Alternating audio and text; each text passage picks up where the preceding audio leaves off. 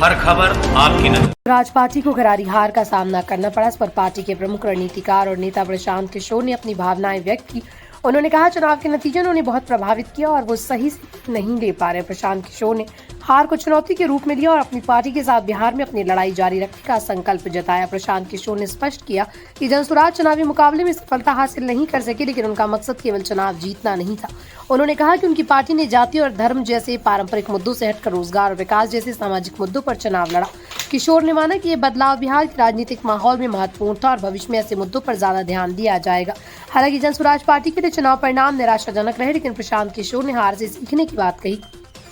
उन्होंने कहा, चुनाव प्रक्रिया से जो अनुभव मिला उसे वो बेहतर रणनीतियों के लिए इस्तेमाल करेंगे। उन्होंने माना कि बिहार के मतदाता अभी भी जाति धर्म आधारित राजनीति को प्राथमिकता देते हैं, जिसे धीरे धीरे बदलना होगा। प्रशांत किशोर ने कहा कि वो हार को अंत नहीं बल्कि नए आरंभ के रूप में देख रहे हैं। उन्होंने कहा कि जनसुराज पार्टी बिहार में विकास और रोजगार के मुद्दों को लेकर लगातार काम करेगी।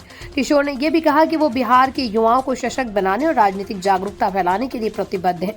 उनका मानना है कि सामाजिक बदलाव समय लेता है, लेकिन वो अवश्य होता है।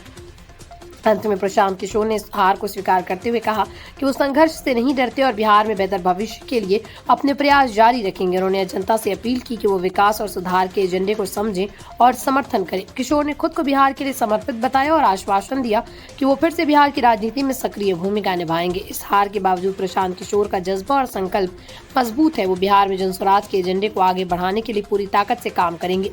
आने वाले दिनों में उनका ये संघर्ष बिहार की राजनीति में नए बदलाव की दिशा में महत्वपूर्ण साबित हो सकता है।